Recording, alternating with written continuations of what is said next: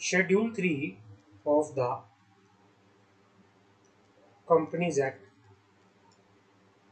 2013 क्या होता है? देखो, हमारा जो कंपनीज एक्ट है, नोट कर लो पहले, जर्नल नो अंडरस्टैंडिंग के लिए बता रहा हूं।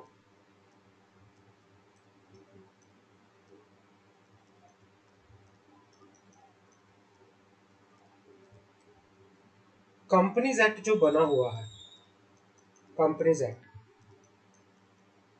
एक्ट किससे बना हुआ है मिलके? कंपनीज एक्ट के अंदर टोटल जो चैप्टर है,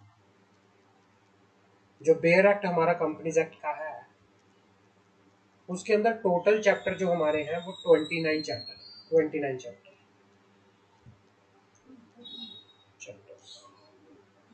दूसरा,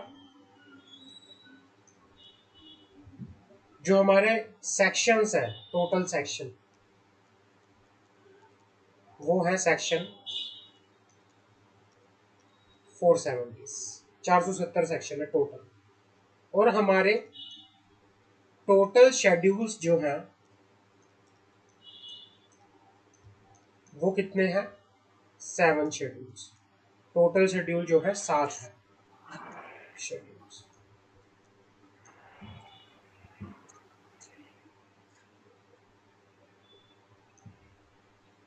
अब शेड्यूल होता क्या है, लिखो।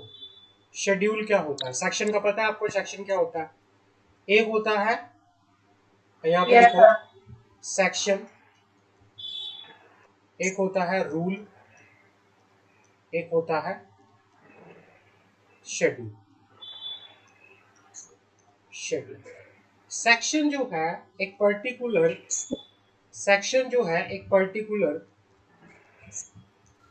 मैटर से रिलेटेड बात करता है, एक पर्टिकुलर मैटर से related, discuss about the particular matter, discuss about particular matter. ये मैटर क्या है, कैसे क्या होगा, किस तरह से होगा। रूल जो है, रूल प्रोसीजर की बात करते हैं। Rule discuss about the procedure,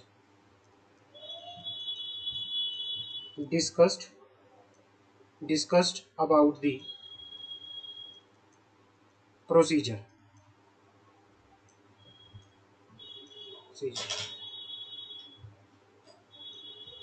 rule discuss about the procedure. और शेड्यूल जो होते हैं, मान लो कई बार एक सेक्शन इतना बड़ा हो जाता है, मतलब इसके अंदर क्या होता है, मान लो किसी सेक्शन के अंदर, अब सेक्शन 129 है, 129 किसके बारे में बात करता है? Preparation of books of accounts, financial statement, preparation of financial या फिर financial statement, preparation of financial statement. जो हमारा सेक्शन 129 है वो बात करता है प्रिपरेशन ऑफ फाइनेंशियल स्टेटमेंट की। लेकिन फाइनेंशियल स्टेटमेंट को प्रिपेयर करने के लिए हमें फॉर्मेट कौन सा फॉलो करना पड़ता है? हमें फॉर्मेट फॉलो करना पड़ता है, फॉर्मेट। अब फॉर्मेट कई बार सेक्शन इतना लेंथी हो जाता है, कई बार मैटर इतना लेंथी हो जाता है। लिखो, when a matter going to be very lengthy,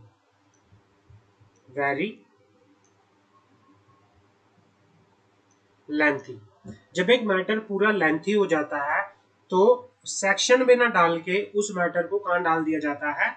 schedule में डाल दिया जाता है। उसके जो एडिशनल चीजें होती हैं, मेन चीजें सेक्शन में रह जाती हैं, और जो फॉर्मेट बना के एक अलग से कहां डाल दिया जाता है? शेड्यूल में डाल दिया जाता है। शेड्यूल जो होता है वो एडिशनल पार्ट होता है किसका? सेक्शन का, किसी सेक्शन का, किसी रूल का एडिशनल पार्ट। समझ आ गई? क्लियर है? yes, sir. जब कई बार अगर आपसे कोई पूछे कि शेड्यूल होता क्या है, तो आप बताओगे कि कई बार जब मैटर बहुत ज्यादा लंबा हो जाता है तो उस मैटर को पूरा सेक्शन में ना बता के या उस मैटर को पूरा रूल में ना बता के अलग से शेड्यूल में डाल दिया जाता है, उसके लिए एक अलग से शेड्यूल बना दिया जाता है। शेड्यूल जो होता है वो अडेंडम होता है, एक तरह से एडिशनल पार्ट होता है किसका, एक पर्टिकुलर सेक्शन। क्लियर है? जैसे सेक्शन, हाँ, सेक्शन 129 जैसे preparation of financial statement, preparation of financial statement. तो प्रिपरेशन ऑफ फाइनेंशियल स्टेटमेंट के लिए जो हमारा सेक्शन है वो सेक्शन 129 है। अब प्रिपरेशन कैसे होगी, किस तरह से प्रिपेयर किए जाएंगे, चलो इसने तो बता दिया कि भाई इस तरीके से प्रिपेयर होंगे, कैसे साइन होंगे, किस तरह से होगा, बट प्रॉपरली किस तरह से प्रिपेयर किए जाएंगे, ड्राफ्ट कैसे किया जाएगा इनके, उसके लिए आपको रेफर करना पड़ेगा सेक्शन 129 और साथ में शेड्यूल 3। शेड्यूल 3 बात करता है, शेड्यूल 3 दो पार्ट्स के अंदर डिवाइड है, लिखो शेड्यूल 3 डिवाइड है into 2 parts, part 1, part 2। But जितना मैं बताऊंगा उतना ही करना है आपको। इसमें स्टडी मटेरियल में काफी कुछ एक्स्ट्रा है इससे रिलेटेड, हमें सारा नहीं करना, वो जो सिर्फ मेन है उसी को ही डिस्कस करेंगे। क्लियर है? Yes sir. हाँ, अब पार्ट 1 जो है, पार्ट 1 बात करता है regarding the format of balance sheet. जो शेड्यूल 1 है वो पार्ट 1 जो ऑफ शेड्यूल 3 है वो बात करता है फॉर्मेट ऑफ बैलेंस शीट के फॉर्मेट की, कि बैलेंस शीट जब आप बनाओगे तो उसका फॉर्मेट कैसा होगा। समझ आ गई? शेड्यूल 2 है वो बात करता है format of profit and loss account, format of profit and loss account. समझ आ गई? क्लियर है? यहाँ तक कोई डाउट? Yes sir. हाँ, नो सर। हाँ।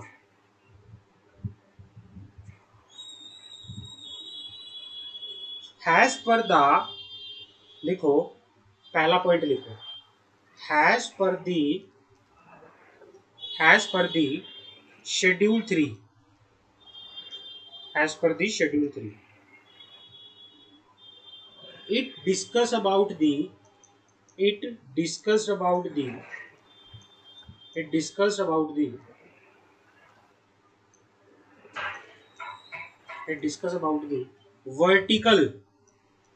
vertical format of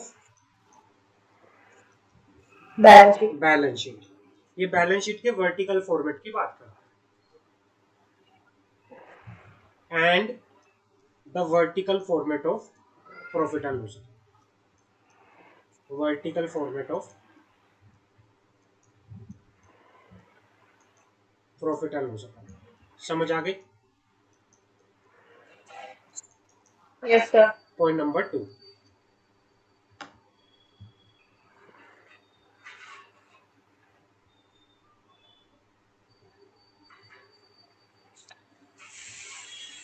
अब क्या है, it also discuss about the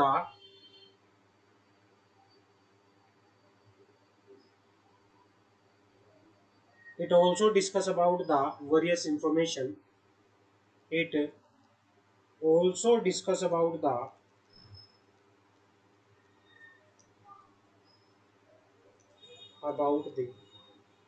various information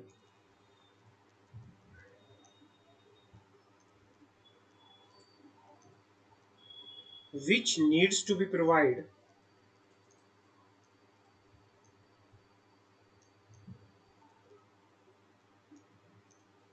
in the notes to account। Balance sheet के साथ और प्रॉफिट एंड लॉस के साथ नोट्स टू अकाउंट्स भी आते हैं ना, नोट्स टू बी अकाउंट्स। हम नोट्स भी डालते थे जब बैलेंस शीट बनाते थे प्रॉफिट एंड लॉस, तो उसके साथ हम क्या करते थे, बैलेंस शीट के साथ और प्रॉफिट एंड लॉस के साथ हम नोट्स टू अकाउंट्स भी डालते थे। तो ये उसके बारे में भी बात करता है कि नोट्स टू अकाउंट्स में क्या क्या डिस्क्लोजर आएंगे। क्लियर है? सर लिखा हुआ है elimination of the concept of the schedules, इसका मीनिंग क्या है?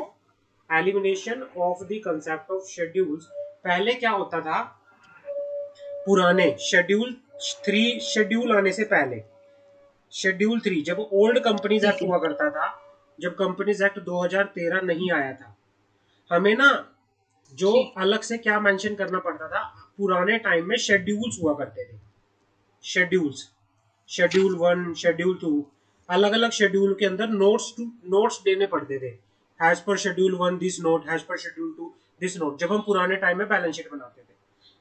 लेकिन अब इसने क्या कर दिया है, as per the schedule 3 of the companies act, इसने ये शेड्यूल वाले कंसेप्ट को खत्म कर दिया है। अब आपको बैलेंस शीट बनाते टाइम शेड्यूल नहीं फॉलो करना, अब आपको क्या क्या देने हैं, नोट्स। ये इस शेड्यूल की बात नहीं कर रहा, ये शेड्यूल तो कंपनीज एक्ट का है। पहले बैलेंस शीट का अलग से शेड्यूल हुआ करता था, जो हम नोट्स देते थे ना, वो शेड्यूल्स में देते थे, शेड्यूल्स, हर एक चीज का एक शेड्यूल हुआ करता था, एज पर दिस शेड्यूल ये नोट है, एज पर दिस शेड्यूल ये नोट है। बट अब वो शेड्यूल खत्म हो चुके हैं, अब क्या है, नोट्स टू अकाउंट्स है। समझ आ गई मेरी बात? क्लियर है? हाँ जी, हाँ हाँ जी, यस सर। हाँ, आगे बढ़े। हाँ जी जी, सर। हाँ, तो इसके अंदर क्या है, पहला तो ये किसकी फॉर्मेट की बात करता है, ये फॉर्मेट की बात करता है, वर्टिकल फॉर्मेट है। पहले क्या होता था, बैलेंस शीट कैसे बनती थी पुराने टाइम में, assets, horizontal. Assets, amount, liability, liability amount. इस तरह से बनती थी पहले बैलेंस शीट, है ना। पहले हॉरिजॉन्टली बैलेंस शीट बनती थी, लेकिन अब क्या है, बैलेंस शीट वर्टिकल बनती है। पहले आता है लाइबिलिटी, लाइबिलिटीज, फिर आता है एसेट्स, अब ऐसे बनती है बैलेंस शीट। तो ये वर्टिकल डिस्क्लोजर की बात करता है, बैलेंस शीट के वर्टिकल फॉर्मेट और प्रॉफिट एंड लॉस अकाउंट के वर्टिकल फॉर्मेट की। तो ये उसकी बात करता है, ये उन इंफॉर्मेशन की भी बात करता है जो नीड्स नोट्स टू अकाउंट्स की डिस्कशन करते हैं। और थर्ड लिखो, जो पॉइंट सिमरन बोल रही थी कि schedule 3 has eliminated the concept of, schedule 3 फिर वो तो अब सेकंड पॉइंट के बीच में ही आएगा। नहीं, वो आप अलग भी लिख सकते हो, ऐसा नहीं है कि आपको बिल्कुल फॉलो करना है सब कुछ, या स्टडी मटेरियल में क्या लिखा है, जो आपकी अंडरस्टैंडिंग है। सबसे अच्छी चीज ये है कि अकाउंट, कॉर्पोरेट अकाउंट की जब आप थ्योरी जाओगे, सेक्शन अलग चीज है, अदरवाइज आप अपने पॉइंट में किसी भी वे में बना के लिख सकते हो। समझ आ गई? ओके सर, कंपनीज लॉ में वर्ड टू वर्ड हमें याद करना होगा पर कभी? देखो, जब सेक्शन की बात आ जाती है ना, सेक्शन की, सेक्शन में आप कॉम्प्रोमाइज नहीं कर सकते। हाँ जी, अदर देन सेक्शन अगर कुछ भी है तो आप कॉम्प्रोमाइज, आप अपने अनुसार लिख सकते हो। क्लियर है? हाँ जी। हाँ, जीआईजीएल में आप अपने अनुसार लिख सकते हो, जीआईजीएल के अंदर। में थोड़ी मुझे प्रॉब्लम आ रही है उसकी, थोड़ी वर्डिंग में, बुक कोई में जो वर्डिंग है ना थोड़ी डिफिकल्ट है। कोई नहीं, वो मैं करवा दूंगा, कल की क्लास में एक बार बता दूंगा वो वाला चीज, ठीक है। हाँ, तो शेड्यूल 3 जो है, has eliminated the concept of schedules. पहले शेड्यूल्स हुआ करते थे, अब उसने शेड्यूल्स का कंसेप्ट को एलिमिनेट कर दिया गया है। समझ आ गई? क्लियर है? Yes sir. हाँ, अब ये कहना चाह रहा है कि भाई, फोर्थ पॉइंट,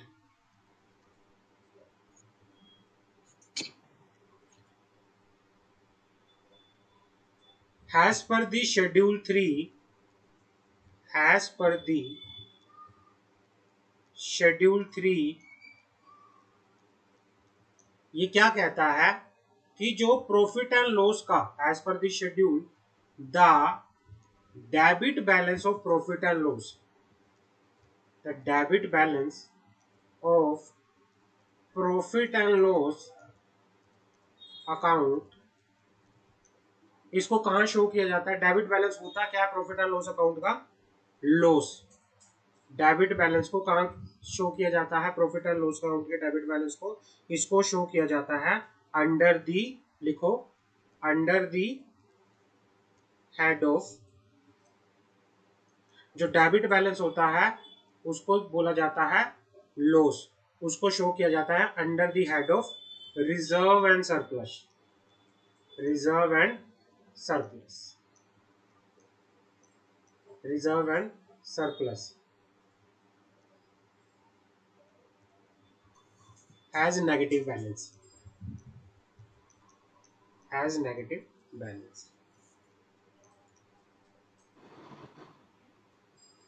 अब क्या होता है, दो चीजें होती हैं, एक होता है अकाउंटिंग स्टैंडर्ड, एक होता है अकाउंटिंग स्टैंडर्ड, एक होता है शेड्यूल। शेड्यूल, जो शेड्यूल है वो बात करता है फॉर्मेट की, किस तरह से फॉर्मेट होगा, किस तरह से चीज होगा। अकाउंटिंग स्टैंडर्ड बात करता है डिस्क्लोजर्स की, क्या क्या डिस्क्लोजर्स देने हैं, डिस्क्लोजर्स देने हैं। हमेशा ध्यान रखना, ये बात करता है फाइनेंशियल स्टेटमेंट के डिस्क्लोजर्स की, शेड्यूल 3 बात करता है फॉर्मेट की। और कहीं पर भी लिखो जो अकाउंटिंग स्टैंडर्ड है वो वाइडर है, वाइडर बड़ा है, तो कहीं पर भी अकाउंटिंग स्टैंडर्ड में एंड शेड्यूल 3 के अंदर कॉन्ट्राडिक्शन आ जाए, कॉन्ट्राडिक्शन आ जाए, then accounting standard shall prevail, accounting standard shall prevail, accounting standard prevail करेगा। समझ आ गई, क्लियर है? Yes, sir. हाँ, तो क्या है कि कहीं पे भी अगर कॉन्ट्राडिक्शन आ जाए तो अकाउंटिंग स्टैंडर्ड प्रिवेल करेगा। तो ये बात होती है हमारे किसकी, शेड्यूल 3 की। शेड्यूल 3 क्या है, शेड्यूल 3 बात करता है फॉर्मेट की। The part 1 of the schedule 3 discuss about the format of balance sheet and part 2 of the schedule 3 discuss about the format of profit and loss account, जो कि वर्टिकल फॉर्मेट की बात करता है। And it as eliminated the concept of schedule, now you have to give the information in the notes of accounts। और ये क्या कहता है, ये कहता है कि भाई as per the schedule 3 debit balance of profit and loss account उसको कहाँ दिखाया जाता है, shows under the head of reserve and surplus as a negative balance, and if there is any if there is any contradiction between the accounting standard and schedule 3, what will prevail, accounting standard shall prevail. Clear है? Schedule 3 समझ आ गया पूरा? Yes, sir. हाँ, Yes, यहाँ तक sir. Clear है? सिमरन clear है? मंशा क्लियर है? हाँ जी, Yes, क्लियर है। sir. आगे बढ़ते हैं। हमें लिखो precaution to be taken, precautions to be taken, precautions या instructions, instructions to be taken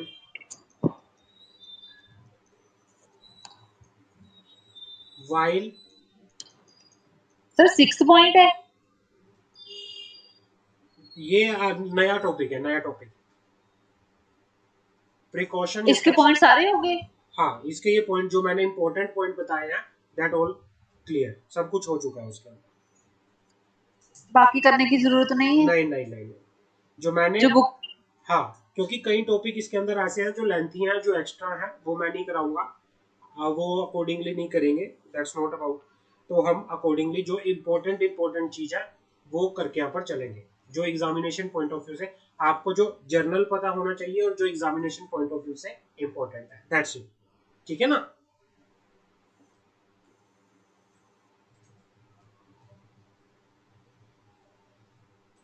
चलो आगे बढ़ते हैं। प्रिकॉशन या instruction to be taken while preparing the profit and loss accounts and balance sheet and profit and loss account. जब आप balance sheet and profit and loss account prepare करोगे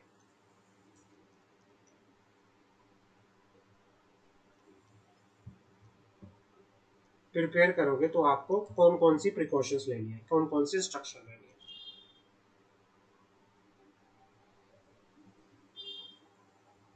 करें शुरू? हाँ जी। Yes, sir. हाँ, शेड्यूल 3 के अंदर जो हमारा शेड्यूल 3 है, शेड्यूल 3 हमें फॉर्मेट बताता है, सेट आउट द फॉर्मेट, कि हमें किस फॉर्मेट के अंदर हमारे डिस्क्लोजर देने हैं। शेड्यूल 3 सेट करता है the format for the disclosures, कि हमें किस फॉर्मेट के अंदर क्या क्या डिस्क्लोज करना है on the face of the balance sheet, on the face of the balance sheet and the statement of profit and loss, balance sheet and the face of and the statement of the Profit profit and and loss। जो schedule 3 है, short schedule 3 एक minimum जो एक format बताता है, उसके अंदर हमें ये बताया होता है कि हमें क्या क्या चीजें इस फॉर्मेट के अंदर डिस्क्लोज करनी है, हमें बैलेंस शीट के अंदर क्या दिखाना है, हमें उसके अंदर क्या क्या दिखाना है। समझ आ गए? हमें उसके ऊपर plus and notes to accounts में क्या क्या बताना है, notes to accounts, notes to accounts के अंदर। तो ये सारा कौन बताता है? ये सारे का सारा शेड्यूल 3 बताता है। और किस तरह से बताना चाहिए? Schedule 3. हाँ, जब हम बैलेंस शीट बनाते हैं, बैलेंस शीट के अंदर प्रॉपरली एक पूरा फॉर्मेट होता है और हमें उसी फॉर्मेट के अकॉर्डिंगली क्या करना पड़ता है, अपनी बैलेंस शीट को प्रिपेयर करना पड़ता है। समझ आ गई? यहाँ तक क्लियर है? Yes, sir. हाँ, अब बात करते जी, सर. हैं। हाँ, अब क्या है, बात करते हैं आगे। सबसे पहले क्या हमें ध्यान रखना है? वाइल प्रिपेयरिंग द, लिखो, while preparing the, while preparing the balance sheet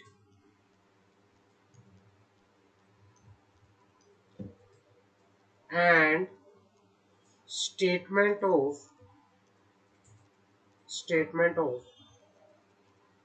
profit and loss accounts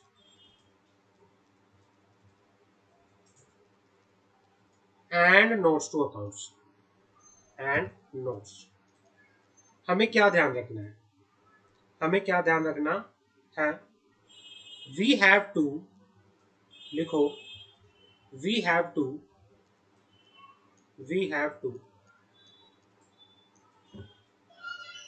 consider the, we have to consider the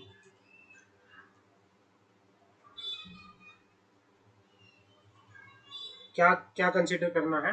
every item, every items, हमने हर एक आइटम को कंसिडर करना। एवरी सब लाइन, एवरी सब lines, every sub total. Balance sheet बनाते time items देखते हैं, सब line देखते हैं, सब टोटल देखते हैं। समझ आ गई? Yes, sir. क्लियर है point number 1?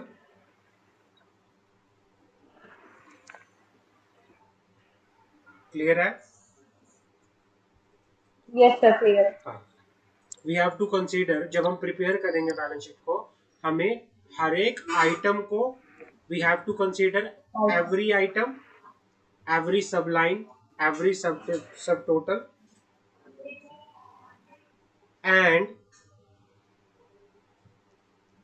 and additions or substitutions or substitution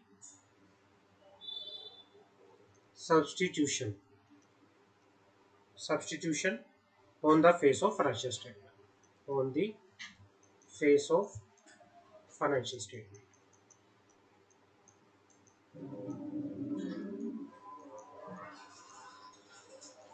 भाई सबसे पहले जब ये क्या कर रहा है, पहला कह रहा है कि जो भी फॉर्मेट है डिस्क्लोजर्स का, शेड्यूल 3 हमारे लिए एक फॉर्मेट सेट करता है कि हमें क्या डिस्क्लोजर देने हैं, और उसके लिए हमें जो भी अपनी बैलेंस शीट को बनाते हैं, जब हम प्रिपेयर करते हैं, जब भी हम प्रॉफिट एंड लॉस को अकाउंट्स को प्रिपेयर करते हैं, तो हमें हर एक आइटम को कि भाई करंट एसेट क्या है, नॉन करंट एसेट क्या है, करंट लायबिलिटी क्या है, नॉन करंट लायबिलिटी क्या है, शेयर कैपिटल क्या है, एक्सपेंसेस क्या है, और इनकम क्या है, एवरी आइटम को हमें कंसीडर करना है। हमें टोटल्स देखने हैं, सब टोटल क्या होते हैं, जैसे करंट एसेट्स का टोटल क्या है, करंट लायबिलिटी का टोटल क्या है, नॉन करंट एसेट का टोटल क्या है, टोटल इन्वेस्टमेंट कितनी है, सब लाइन क्या होती है, जैसे करंट एसेट्स के अंदर क्या क्या हेडिंग आएंगे वो भी हमें चेक करना है पूरा। तो भाई जब हम प्रिपेयर करेंगे, हमें हर एक एडिशन, हर एक सब्सट्रैक्शन को देखना है, और ये सारा हमें कहाँ दिखाना पड़ेगा, हमें बैलेंस शीट जब हम बनाएंगे, पूरा बैलेंस शीट की पूरी फाइनेंशियल स्टेटमेंट के फेस पे दिखाना पड़ेगा। समझ आ गई? ऐसा तो नहीं है कि हम ऐसे ही करंट एसेट बना के दिखा देंगे। करंट एसेट के अंदर क्या क्या हेडिंग है ये पूरा भी तो बताना पड़ेगा ना हमें उसके अंदर। क्लियर है ना? Yes sir. हाँ, तो हमें प्रॉपरली दिखाना पड़ेगा ताकि हम, दूसरा पॉइंट लिखो, by schedule 3 by following the format of schedule 3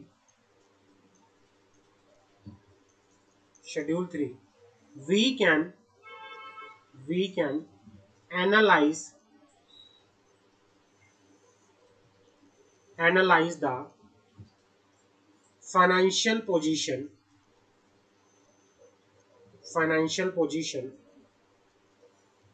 of we can analyze the financial position or performance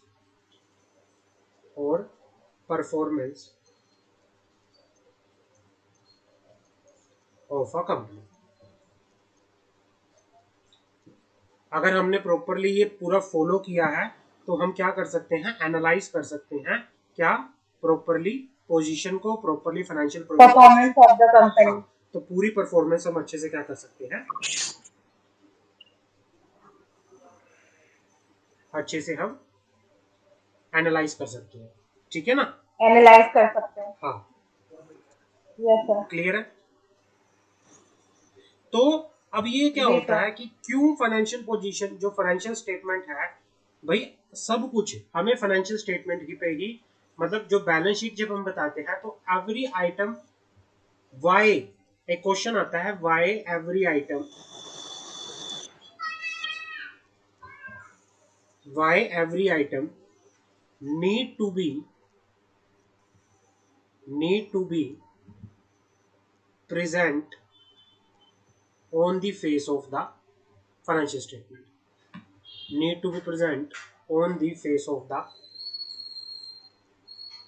financial statement. ये क्वेश्चन आता है फाइनेंशियल स्टेटमेंट, इसमें आप लिखोगे पहला तो लिखोगे, पहला लिखोगे relevant to understand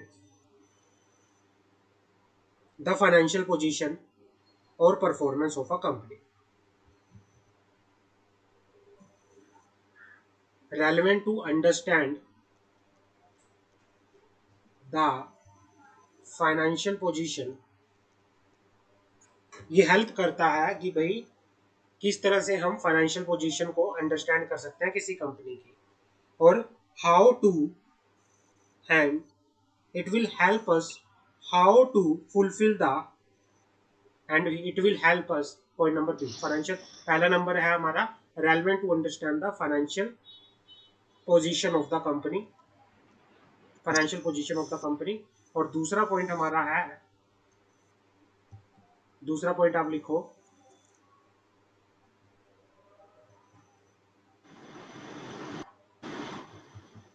and it help us, and it help us how we can fulfill the disclosure requirement of an industry।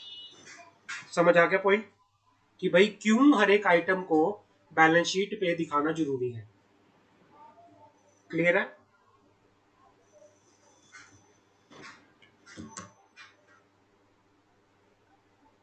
Yes, sir.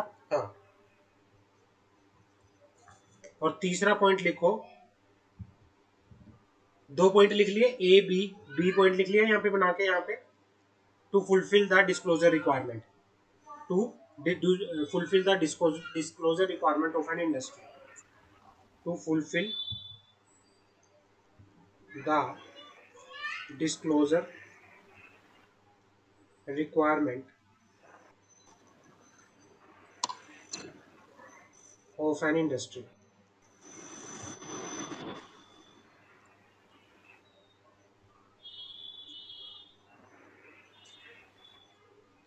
और तीसरा पॉइंट लिखो, to to comply with the, to complies with the disclosure requirement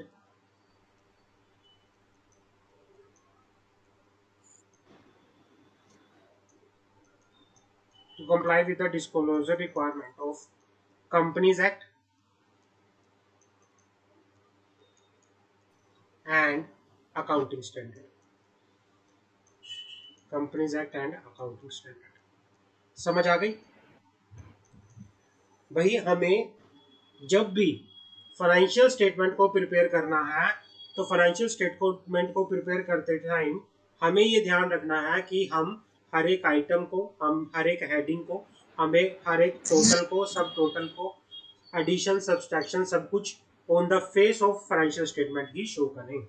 क्यों जरूरी है show करना? क्योंकि इससे हमें हर एक कंपनी की फाइनेंशियल पोजीशन को समझने में हेल्प होगी।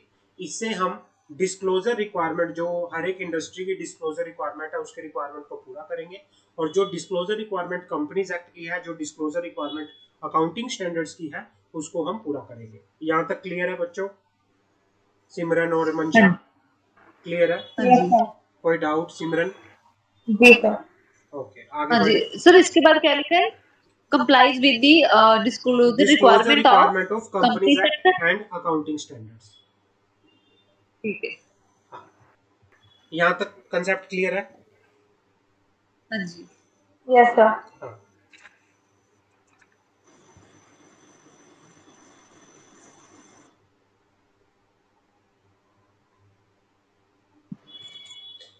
इफ देयर, आगे लिखो, पॉइंट नंबर कौन सा है इसके बाद हमारा? थर्ड?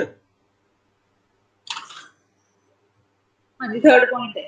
थर्ड नहीं, फोर्थ है, फोर्थ। फोर्थ। इसके, वो तो इसके अंडर था। एक तो देखो हमारा पॉइंट ये था। अच्छा हाँ, एक मिनट, नहीं थर्ड, फोर्थ है वो। हाँ, क्या नाम है सिमरन? पहला तो ये हो गया, while preparing the balance sheet and हाँ जी। Statement of profit and loss accounts. और दूसरा ये था कि भाई फॉर्मेट होना चाहिए, क्यों जरूरी। और तीसरा क्या था? ये वाला फोर्थ पॉइंट लिखो, फोर्थ पॉइंट।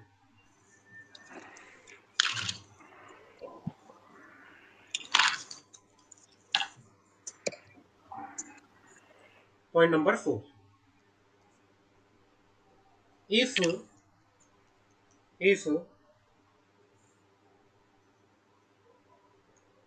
पॉइंट नंबर 4 क्या आता है? if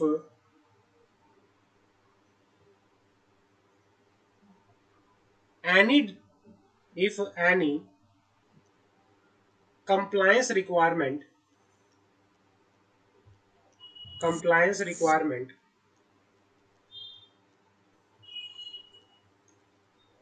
if any compliance requirements of the Companies Act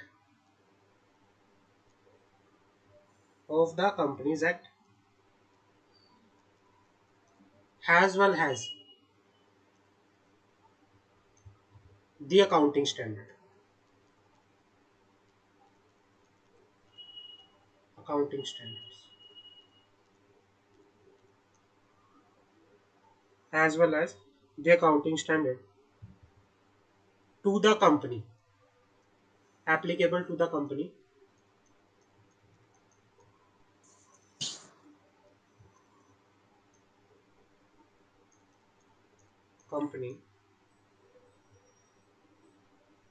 required requires any change any change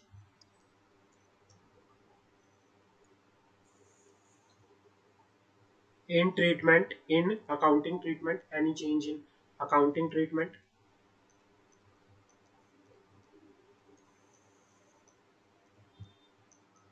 or disclosures,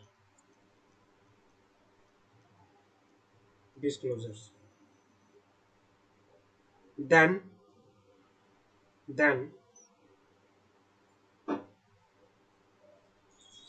then the same shall be then the sale shall be made the sale shall be made and the requirement of this schedule stand and the requirement of this in the schedule shall stand modified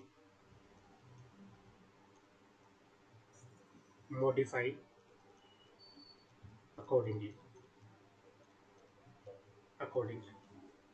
तीन चीजें हैं, companies act, accounting standard, companies act, accounting standard and schedule 3. Companies act, accounting standard, schedule 3. मान लो schedule 3 के अंदर पूरा format था. मान लो एक मैटर को लेके, मान लो करंट एसेट को लेके, करंट एसेट कोई भी चीज अकाउंटिंग स्टैंडर्ड के अंदर कोई चेंज हुआ या कंपनीज एक्ट ने चेंज किया, तो साथ की साथ उस चेंज को कहां पे डाला जाएगा, इस फॉर्मेट में भी उसको चेंज किया जाएगा. तो यही चीज है कि if any compliance requirement of the companies act as well as accounting standard applicable to the company require any change in the accounting treatment or disclose, the same shall be made and the requirement of this in the schedule shall stand modify accordingly. समझ आ गई? और साथ के साथ requirement जो होगी schedule के अंदर भी चेंज कर दी जाएगी. क्लियर है? क्योंकि हमने पहले भी बात की थी कि अगर कहीं पे कॉन्ट्राडिक्शन आई, कहीं पे भी शेड्यूल के अंदर और अकाउंटिंग स्टैंडर्ड के अंदर वो आई, कॉन्ट्राडिक्शन आई, तो क्या प्रिवेल करेगा, कौन सा प्रिवेल करेगा, क्या प्रिवेल करेगा फिर? Accounting standard. Accounting standard prevail करेगा. Accounting standard. क्लियर है? समझ आ गई? Yes sir.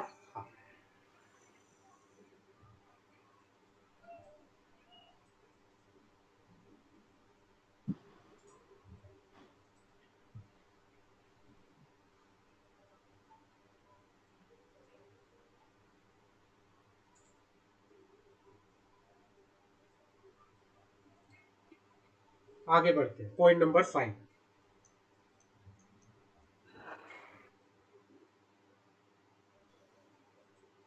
कि भाई देखो डिस्क्लोजर दो तरह से है. डिस्क्लोजर हैज पर, लिखो डिस्क्लोजर हैज पर accounting standard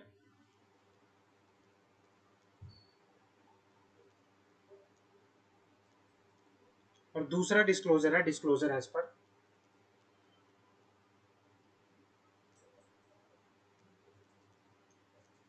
schedule 3.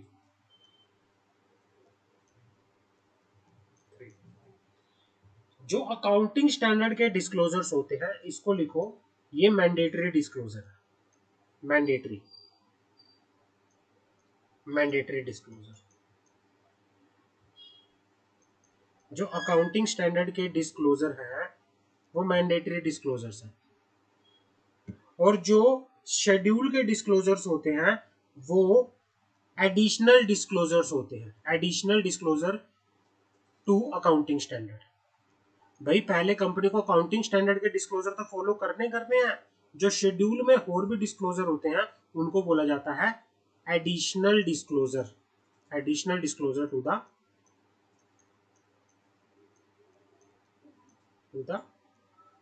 Accounting standard. समझ आ गए? क्लियर है? समझ आ Yes, गई? sir. हाँ भाई, आपको मान लो एक चीज को लेके, करंट एसेट को लेके अकाउंटिंग स्टैंडर्ड का भी डिस्क्लोजर है, और करंट एसेट को लेके शेड्यूल 3 का भी डिस्क्लोजर है। एक बात करता हूँ, दोनों चीजों के लेके एक एक डिस्क्लोजर है। अकाउंटिंग स्टैंडर्ड में लिखा हुआ है कि भाई करंट एसेट्स के अंदर इन्वेस्टमेंट इन्वेस्टमेंट आएगी, या कुछ और भी आ सकता है। शेड्यूल 3 के अंदर कुछ और लिखा हुआ है, तो उस चीज में प्रिवेल कौन सा करेगा इन दोनों में से? मान लो एक डिस्क्लोजर को लेके अलग अलग चीजें लिखी हुई हैं, तो आपको पहले मानना पड़ेगा अकाउंटिंग स्टैंडर्ड का। तो पहले जितने भी डिस्क्लोजर अकाउंटिंग स्टैंडर्ड के अंदर है वो तो आपको पहले मानने पड़ेंगे। उससे अलग कोई डिस्क्लोजर है तो उसको आप एडिशनल डिस्क्लोजर की तरह यूज करोगे। समझ आ गई? क्लियर है? बट पहले आप किसको प्रेफरेंस दोगे? Yes, sir. पहले आप अकाउंटिंग स्टैंडर्ड्स को प्रेफरेंस दोगे।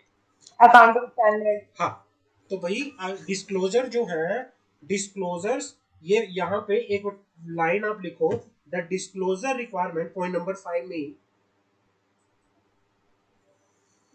5 में एक लाइन आती है, the disclosure requirement, the disclosure requirement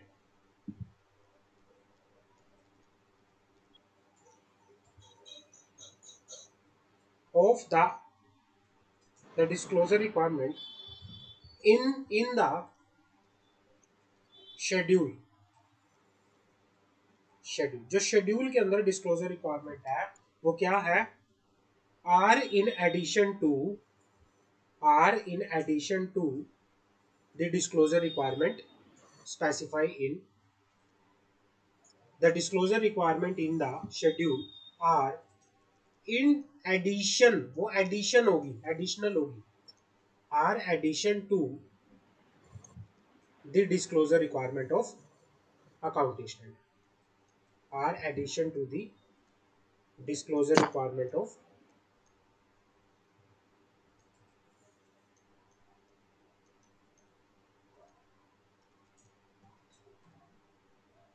accounting standard,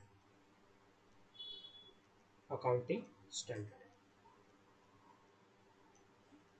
अगर आप शेड्यूल के अंदर कोई भी डिस्क्लोजर दे रहे हो, पहले चेक करोगे कि क्या वो disclosure as per accounting standard है या नहीं। मान लो सब कुछ अकाउंटिंग स्टैंडर्ड के अनुसार है बट कुछ एक्स्ट्रा है, तो उसको क्या बोलोगे? उसको एडिशनल डिस्क्लोजर की तरह ट्रीट करके यहाँ पर चलोगे, एडिशनल डिस्क्लोजर। समझ आ गई? और जो एडिशनल डिस्क्लोजर आप दोगे, Yes, sir. अब हाँ, अब क्या होता है, जैसे मान लो बैलेंस शीट में हमें पता है कि करंट एसेट्स के अंदर क्या क्या चीजें आएंगी। करंट एसेट, करंट एसेट के अंदर जो जो चीजें आएंगी वो तो आप डाल दोगे बैलेंस शीट में, जो एक्स्ट्रा होगा उसको आप डालोगे नोट्स टू अकाउंट्स में, notes to accounts, notes to account. तो यहाँ पे लाइन लिखो, यहाँ पे लाइन लिखो एक, additional disclosure, additional disclosure specify in the accounting standard, additional disclosure, एक मिनट,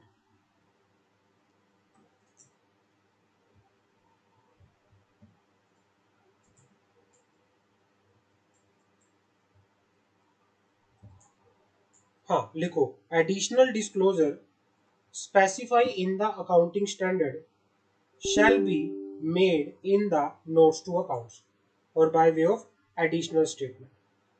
कोई भी एडिशनल डिस्क्लोजर था जो क्या है, हैज पर किसके अकॉर्डिंगली है, स्पेसिफाई किया गया है अकाउंटिंग स्टैंडर्ड के अकॉर्डिंगली, तो उसको एडिशनल डिस्क्लोजर को आप नोट्स टू अकाउंट्स के अंदर बता के चलोगे। समझ आ गई?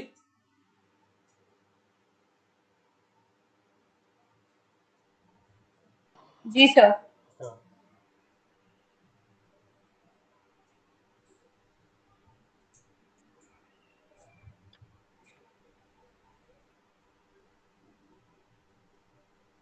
यहां तक कोई डाउट सिमरन एंड मंशा? अभी कोई डाउट नहीं सर। सिमरन? No sir.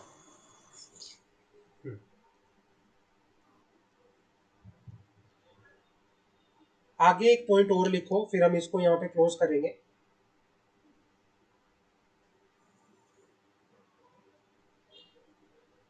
अनलेस और until, unless and until any item specifically, unless or until any item specifically required to be disclosed, required to be disclosed, required to be disclosed on the face of the financial statement, जब तक कि specifically बोला ना हो कि आपको ये balance sheet में दिखाना है, ये प्रॉफिट एंड लॉस के अंदर दिखाना है, सच item shall be disclosed, shall be disclosed in the notes to accounts। In item को हम नोट्स टू अकाउंट्स के अंदर मेंशन करेंगे। समझ आ गई मेरी बात? जब तक कि स्पेसिफिकली कुछ मेंशन ना हो आइटम को कहां पे दिखाना, बैलेंस शीट के अंदर, तो उन आइटम को कहां दिखाया जाएगा, उन आइटम को दिखाया जाएगा किस में दिखाया जाएगा, उन आइटम को दिखाया जाएगा नोट्स टू अकाउंट्स के अंदर। क्लियर है? Notes to account. तो पॉइंट नंबर 5 क्लियर है यस सर। पूरा? आगे लिखो round off, round off, round off, rounding off the figure, rounding off the figures लिखो। पॉइंट नंबर 6 बना के लिख लो, राउंडिंग ऑफ द फिगर। अगर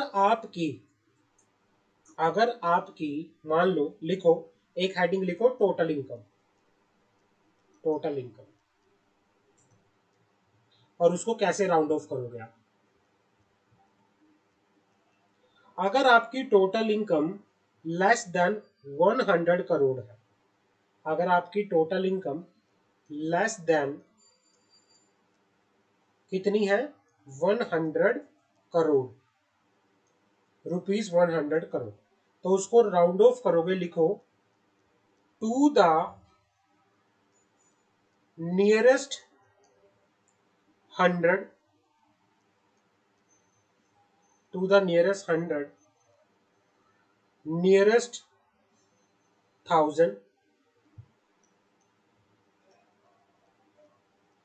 नियरेस्ट लाख, नियरेस्ट मिलियन, या फिर नियरेस्ट जो भी आपका नियरेस्ट डेसिमल है। मान लो आपकी इनकम थी ₹99, तो इसको राउंड ऑफ करके कितना कर दोगे आप, 100। आपकी इनकम थी ₹101, इसको राउंड ऑफ करके कितना कर दोगे आप, 100। आपकी इनकम थी ₹999, इसको राउंड ऑफ करके कितना कर दोगे आप, 1000। तो आप इसको ऐसे राउंड ऑफ करोगे। समझ आ गई मेरी बात? क्लियर है? अगर आपकी इनकम दिखा रहा है 99,000 इतना, तो आप किसको राउंड ऑफ करके कितना कर दोगे, 1,00,000 रुपए। समझ आ गई मेरी बात?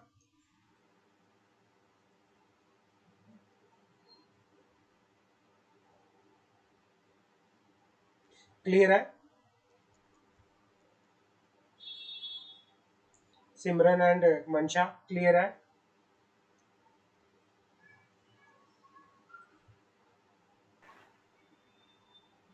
सर एक बार और समझा दें। सिमरन, मंशा, सिमरन आपको क्लियर है, समझ आई? हाँ जी। हाँ, ये कहना चाह रहा है कि राउंड ऑफ कैसे किया जा सकता है। मान लो आपने बैलेंस शीट बनाई, बैलेंस शीट आपने बैलेंस शीट बनाई, आपका बैलेंस शीट के अंदर मान लो टोटल एसेट आया इतना, कोई भी इतना आइटम आया, तो इसको ना आप राउंड ऑफ कर दोगे, इसको ऐसे नहीं दिखाओगे, इसको राउंड ऑफ करके 1 लाख बना दोगे, क्योंकि 1 लाख ही माना जाएगा, फिर इसको 1 लाख बना दोगे। अगर 999 रुपए हो तो उसको 100 रुपए कर हाँ दो। Yes sir. समझ आ गई? ठीक है। है ना? तो फिर एक बार मैं 100 कर देंगे हम। हाँ सर समझ गए। जी सर। हाँ, हाँ जी। क्या कह सर रहे मुझे हो? ऊपर की फिगर्स शो कर दो, मैंने नोट करनी थी। हाँ जो ऊपर की फिगर्स आपने एग्जांपल के साथ बनाई थी ना। हाँ, एक बार चेक कर लो कि भाई अगर आपकी टोटल इनकम 100 करोड़ से कम है, तो जितना भी आपका नियरेस्ट 100 है, नियरेस्ट 1 लाख है, नियरेस्ट 1000 है, तो उसके आसपास आपका जो भी अमाउंट आएगा आप उसको राउंड ऑफ करके उतना कर दोगे। समझ आ गई? यस सर आ गई। हाँ, और अगर दूसरे केस में अगर आपकी टोटल इनकम अगर आपकी टोटल इनकम 100 करोड़ या उससे ज्यादा है, तो राउंड ऑफ कब होगा? तो राउंड ऑफ करोगे जब आपकी फिगर नियरेस्ट है लाख के, करोड़ के, मिलियन के। जब आपकी फिगर लाख, करोड़ और मिलियन के आसपास होगी तभी राउंड ऑफ होगा, अदरवाइज राउंड ऑफ नहीं होगा। मान लो आपकी टोटल इनकम कौन सी भी, ये 100 करोड़ से ज्यादा की, कोई आइटम आया 99 रुपए, क्या इसका राउंड ऑफ होगा या नहीं होगा?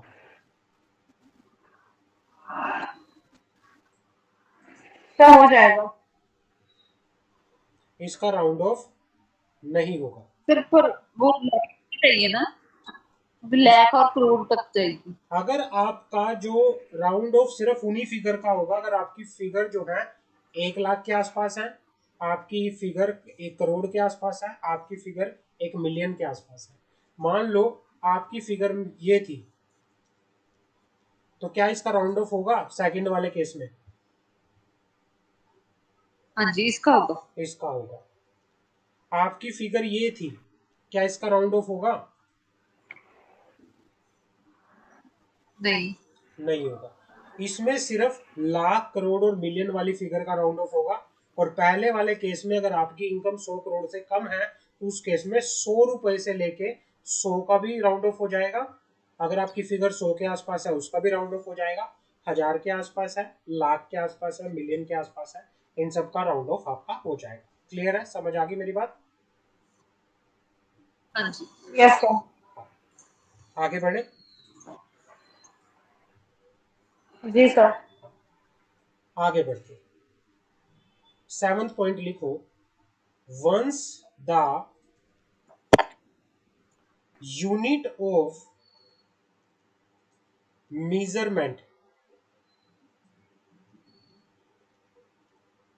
once the unit of measurement is used, then it should be used uniformly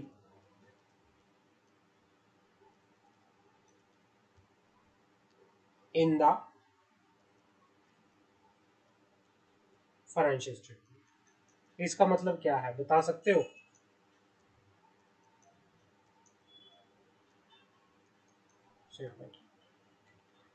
अगर कोई हमें एक यूनिट, सेम यूनिट ही हमें फॉलो करनी है जो हमने यूज कर ली स्टार्टिंग में, सेम को ही फॉलो करेंगे, सेम भाई ये कहना चाह रहा है, मान कैलकुलेट लो करने के लिए। आपने अपनी फिगर्स शुरू की, आप क्या करते हो, आप जब भी बनाते हो ना, जैसे आपने बैलेंस शीट बनाई, बैलेंस शीट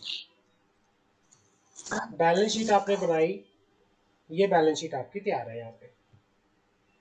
तो यहाँ पे आपने सबसे पहले लिखा लाइबिलिटी, लाइबिलिटी यहाँ पे आपने अमाउंट्स डाल दिया। अमाउंट, अमाउंट्स का मतलब अगर आपने फिगर लिख दी ऊपर इन लैक्स, लैख, तो मतलब आपको फिर यही कंटिन्यूटी बनानी पड़ेगी इन लाख। फिर आपको उस पूरी फिगर को ही, उस मेजरमेंट को ही फॉलो करना पड़ेगा पूरा। समझ आ गई मेरी बात? कि फिगर आपकी लाख में है तो आपको लाख की फिगर के यस अनुसार सर। ही दिखाना पड़ेगा। अगर मान लो कोई आपकी फिगर ये लाख था, चलो आपने ये तो दिखा दिया, आपने इस तरह से दिखा दिया 1 पॉइंट, आपने ऊपर लिख दिया इन लैख, आपने ये दिखा दिया इस तरह से, ऊपर लिखा हुआ है फिगर है लैख के अंदर, तो इसका मतलब क्या आ जाएगा? 1.00 का मतलब क्या होता है? 1 लाख। हाँ, इसने आपने ऊपर लिख दिया अमाउंट लाख के अंदर आई, तो इसने ऐसे लिख दिया, आपने लिखा शेयर कैपिटल, शेयर कैपिटल, तो शेयर कैपिटल में इसने लिख दिया, एक मिनट, 10.00, इसका मतलब क्या बनेगा?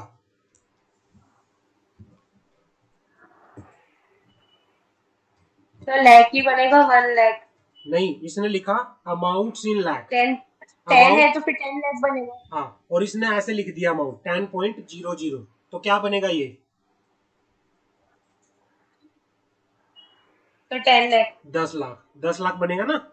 इसने लिख दिया 0.50, यस ये क्या सर। बनेगा? हाफ, यानी 50,000। 50,000 यस सर। रुपया, है ना। अगर इसने लिख दिया 50,000। Point yes zero sir. One ये क्या बनेगा?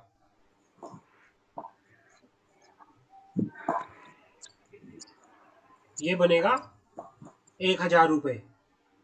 तो जो फिगर, जिस मेजरमेंट को आप फॉलो करोगे तो आपको उसको यूनिफॉर्मिटी के साथ फॉलो करना पड़ेगा। समझ आ गई मेरी बात? ठीक है। फाइनेंशियल स्टेटमेंट जब प्रिपेयर यस करोगे, सर। जिस ठीक है। मेजरमेंट को आप फॉलो करोगे, आपने यहाँ लिखा कि इन लाख में अमाउंट है तो आपको लाख वाली कंटिन्यूटी ही रखनी पड़ेगी। आप ये नहीं दिखा सकते कि आपने ऐसे 1,000 रुपए लिख दिया, आपने ऐसे 5 लाख लिख दिया, आपने ऐसे 1 करोड़ लिख दिया, नहीं। आपको फिर लाख वाली, अगर आपको 1 करोड़ दिखाना है ना, तो आपको कैसे दिखाना पड़ेगा? आपको दिखाना पड़ेगा 100.00, 100 पॉइंट मतलब 100 और उससे आगे 5 जीरो, ये बनेगा आपका 1 करोड़ रुपए। समझ आ गई? 100.00 करके दिखाना पड़ेगा। Yes sir. अमाउंट अगर आपने ऊपर लिख दिया 1 लाख, तो आपको 100.00 दिखाना पड़ेगा। आपको बताना है कितना? 10 करोड़, तो आपको 1000.00 करके दिखाना पड़ेगा। 1 अरब दिखाना है तो आपको 10,000.00 करके दिखाना पड़ेगा। जो मेजरमेंट फॉलो करोगे उसी में ही पूरी यूनिफॉर्मिटी रखोगे। क्लियर है? 50,000 दिखाना है तो उसका हाफ करके दिखाना पड़ेगा, 0.50। क्लियर है? समझ आ गया पूरा? तो यहाँ पे आपको ये चीज समझ आ गई शेड्यूल 3 क्या होता है, यस और सर। जब आप प्रिपेयर करोगे फाइनेंशियल स्टेटमेंट को तो आपको क्या क्या इंस्ट्रक्शन फॉलो करनी है। क्लियर है सब कुछ यहाँ पे? यस हाँ सर। जी। कोई डाउट सिमरन और मंशा? किसी तरह से कोई डाउट है इस वाले टॉपिक नहीं में? सर। हाँ, अब हमारे नो सामने एक सर। टॉपिक आता है, प्रिपरेशन ऑफ बैलेंस शीट। पहले हम बैलेंस शीट की बात करेंगे, प्रिपरेशन ऑफ बैलेंस शीट। थोड़ा सा बता देता हूं कि बैलेंस शीट में हमें पता है, हम पार्ट 1 की बात कर रहे हैं। पार्ट 1 हमारा टॉपिक, पार्ट 1 शुरू हो चुका है। पार्ट 1 जो बात करता है, part 1 of schedule 3। Part 1 of schedule 3 जो है वो बात करता है फॉर्म ऑफ बैलेंस शीट, कि भाई किस तरह से बैलेंस शीट बनेगी। अब जब हम बैलेंस शीट बनाते हैं, लिखो, जब हम बैलेंस शीट बनाते हैं तो बैलेंस शीट को बनाते टाइम दो चीजें होती है, दो हेड होते हैं। एक हेड होता है, equity, equity share capital and liabilities का, और एक हेड होता है एसेट का। होता है ना ये? ऐसे। Yes sir. एक हेड होता है इक्विटी इक्विटी एंड लाइबिलिटी का, जिसमें हम एक हेड के अंदर क्या दिखाते हैं, इसके अंदर हम दिखाते हैं share holder fund, reserve and surplus account दिखाते हैं ना, हाँ जी। शेयर होल्डर फंड दिखाते हैं, शेयर होल्डर फंड। हम दिखाते हैं कोई पेंडिंग अलॉटमेंट थी, पेंडिंग अलॉटमेंट, ये किस में आता है, ये इक्विटी के अंदर आता है। हम फिर दिखाते हैं non current liability, non current liability, और फिर आता है करंट लाइबिलिटीज, करंट लाइबिलिटी।